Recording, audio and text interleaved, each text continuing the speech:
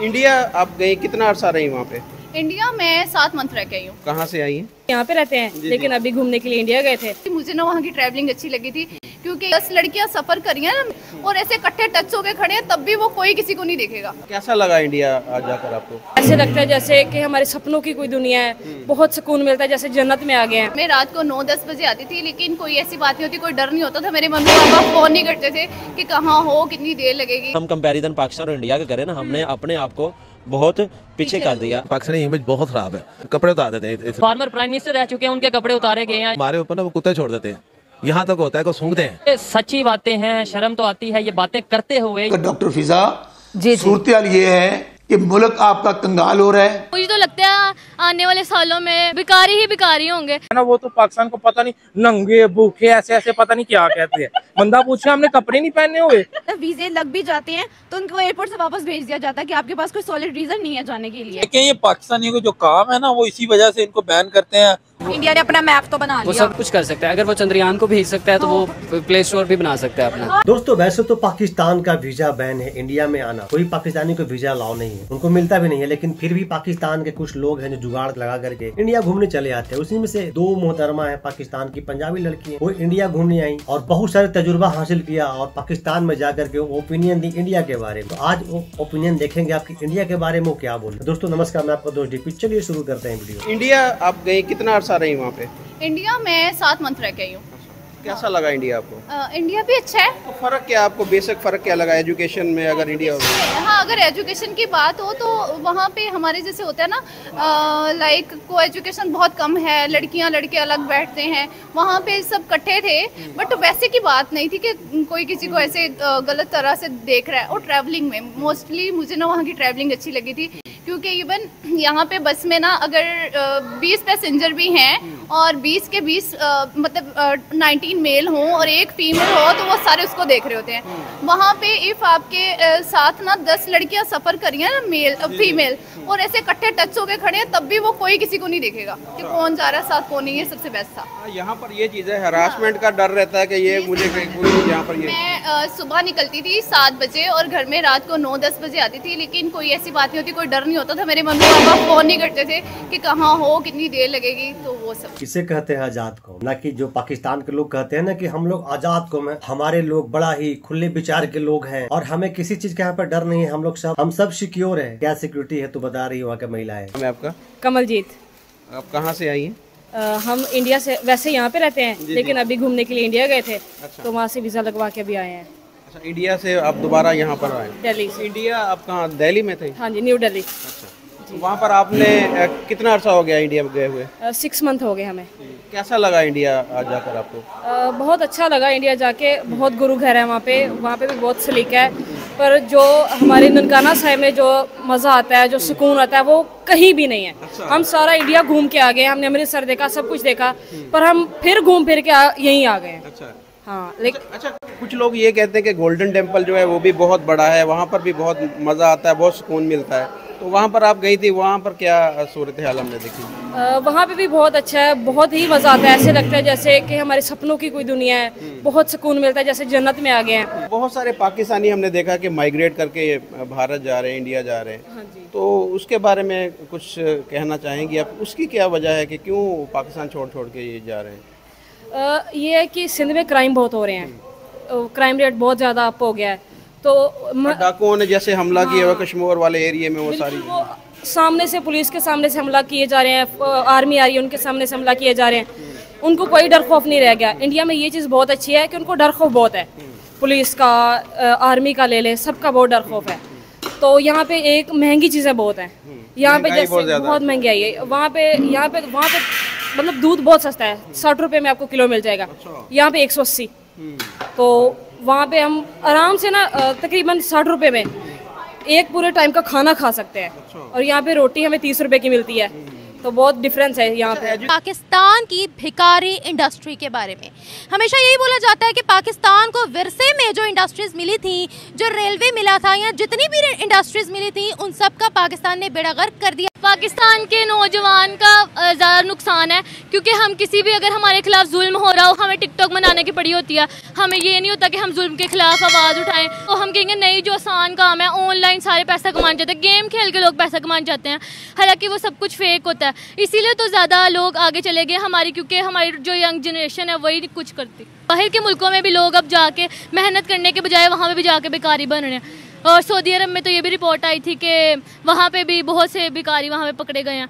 Saudi Arabia के अंदर 13 पाकिस्तानियों को गिरफ्तार किया गया और वजह ये बताई जा रही है कि वहाँ पर शीप चुराते थे, भेड़ बकरियां और ऊंट चुराया करते थे। किस कदर के चोर है पाकिस्तानी भाई, भेड़ बकरियां ऊंट चुराते हैं। भाई पाकिस्तान के चोरों का भी लेवल देख लो आप, क्या चोरी करता है भाई, सोच का फर्क है, सोच का। इस वक्त डॉक्टर फिजा सूरत ये है कि मुल्क आपका कंगाल हो रहा है, इन्वेस्टमेंट आ नहीं रही है, 80 से 90 लोग मुल्क बाहर छोड़कर बाहर भाग चुके हैं, स्टूडेंट्स जाते हैं उनको रोक लिया जाता है। आप मुझे बताएं, वर्ल्ड बैंक कह रहे हैं कि 50% आपके लोग गुर्बत की सतह से नीचे जिंदगी गुजार रहे हैं। मुझे तो लगता है आने वाले सालों में भिखारी ही भिखारी होंगे, जितने भी जो जॉब्स कर रहे हैं वो भी भिखारी ही बन जाएंगे। यानी कि बहुत जल्द पाकिस्तान कहलाने वाला है भिखारियों का देश। गूगल में सर्च किया जाएगा भाई कि भिखारियों का देश कौन सा है, एक क्वेश्चन आएगा जिसमें ऑप्शन आएगा पाकिस्तान। अवाम को भी गुजारिश करना चाहूंगी कि अब तो बाहर के लोग भी हमें भिखारी कहना शुरू हो गए हैं, तो कुछ खौफ करें और जरूरतमंद को देते हैं। तो आप लोग पढ़ें लिखें, अच्छी नौकरियां करें। और हम कभी भी कोई चोरी है, चाहे बहुत बड़ी है या छोटी से छोटी कोई भी चोरी है, उसको डिफेंड नहीं कर सकते। जो चीज़ गलत है वो गलत है, जो उन्होंने किया वो उन्होंने बिल्कुल ठीक किया। लेकिन इसका मतलब ये नहीं है कि बाकी लोगों को, मतलब अगर आप डिपोर्ट कर रहे हो, आप पाकिस्तान का नाम खराब हो रहा है अदर कंट्रीज़ में। इन्हीं चीज़ों की वजह से, क्राइम्स की वजह से पाकिस्तानीज़ को जो है ये चीज़ बेयर करनी पड़ रही है कि जो स्टूडेंट्स हैं बेचारे, जो स्टडीज़ के लिए आउट ऑफ कंट्री जाना चाह रहे हैं या किसी वर्क के लिए जाना चाह रहे हैं, उनके वीज़े नहीं लगते। वो मतलब वीज़े लग भी जाते हैं तो उनको एयरपोर्ट से वापस भेज दिया जाता है कि आपके पास कोई सॉलिड रीज़न नहीं है जाने के लिए। चेकिंग इतनी वाहियात तरीके से होती है।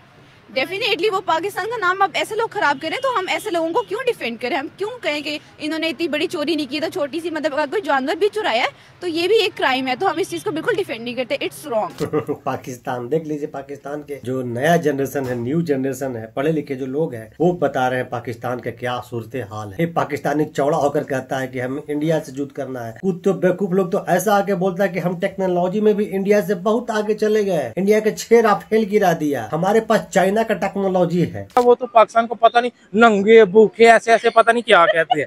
बंदा पूछे हमने कपड़े नहीं पहने हुए या हमें खाना नहीं मिल रहा 2 टाइम का, ऐसे बात। गालियां पड़वाते हैं आदमी को, बुरा भला।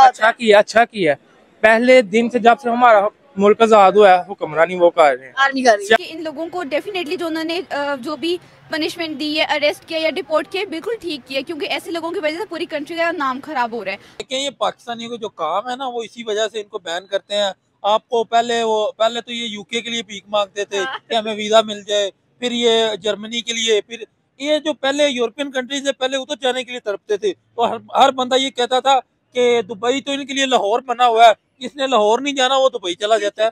तो भाई ये उधर जाके, दुबई को छोड़ो, ये सऊदीया जाके मांगते हैं, उधर जाके इनकी आदतें ऐसी। इसीलिए हमारे गवर्नमेंट ने आपका वीजा बैन कर दिया है। भाई लड़ाई झगड़ा तो अपने जगह पर है, लेकिन हमें पता है कि भाई तुम लोग यहाँ पर आओगे, हमारा भारत के भी खराब कर दोगे, पैकेटमारी करेंगे, चोरी चमारी करेंगे, भीख मांगने लगेंगे। इसीलिए वीजा बंद किया गया है। यानी पासपोर्ट जो है वो अब फिर किस चीज की निशानदही बन गया दुनिया के लिए? क्राइम की नजर से ही देखा जाता है ना, just because of the criminal Pakistanis जो बाहर जाकर गलत काम करते हैं। डेफिनेटली गलत काम करते हैं, चोरियां करते हैं और क्राइम्स करते हैं, लेकिन ऐसा नहीं है। बहुत सारे स्टूडेंट्स हैं, वर्कर्स हैं जो कि अपनी फैमिलीज को सपोर्ट करने के लिए, अपनी स्टडी को आगे पढ़ने के लिए वो जाते हैं, तो उनकी क्या गलती है? उन लोगों को क्यों चीज़ें बेयर करनी पड़ रही हैं? अब शुरू से देख लें, बिल क्लिंटन भी इंडिया से होकर चला गया था। हमारे लोग ट्रस्ट नहीं करते थे, हमारा पाकिस्तानी इमेज बहुत खराब है। मेरे पास तो ब्रिटिश पास, मैं तो निकल जाता हूँ, मैं देखता हूँ जो पाकिस्तानी उनका इतना उलिया, इतना कपड़े उतार देते हैं, और ये बात सिर्फ ये नहीं कर रहे, हमारे प्राइम मिनिस्टर जो फॉर्मर प्राइम मिनिस्टर रह चुके हैं, उनके कपड़े उतारे गए हैं शाहिद खान अब्बासी के।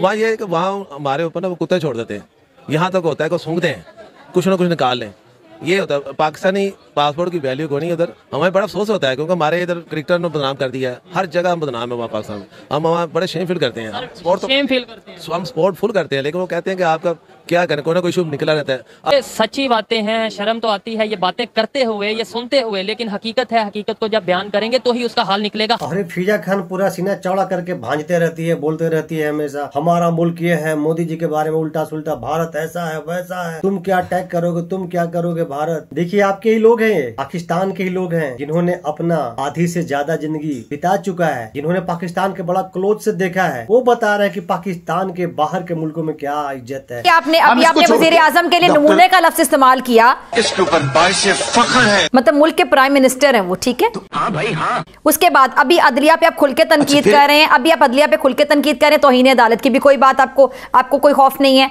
उसके बाद आपने कहा जानवर का खून लगा के रिपोर्टें तैयार कर देंगी नवाज शरीफ साहब की जानिब से, नून लीग की हुकूमत है। उसके बाद आप आजाद भी फिर रहे हैं, तो इट मीन्स कि इतना भी कोई माहौल खराब नहीं जितना आप लोग कह रहे हैं। वो बाज़ारी औरत बन। डॉक्टर मैं फिजा कहूँ, मैं आपसे कह रही हूँ कि इतनी तो आजादी है, और कितनी आजादी हो। देख लीजिए फिजा खान कह रहे हैं कि इतनी आजादी है हम लोग को, बड़ा गर्व से चौड़ा होकर बोल रही हैं। आपने देखा आगे वाला वीडियो में एक लड़की क्या बता रही है भारत के बारे में कि भारत में लोग कितना स्वतंत्र है। आप सिटिंग प्राइम मिनिस्टर के जो लफ्ज़ इस्तेमाल कर रहे हैं, आप जानवर के खून का जिक्र कर रहे हैं। मैं आपसे सिर्फ ये जानना चाह रही हूँ कि आप इतना खुल के बात कर रहे हैं ना, तो आप आजादी से क्या नहीं घूम फिर रहे? क्या बात कर रहे हैं? मैं एक सवाल उठा रही हूँ, आप आजादी से घूम फिर रहे हैं ना, अल्हम्दुलिल्लाह।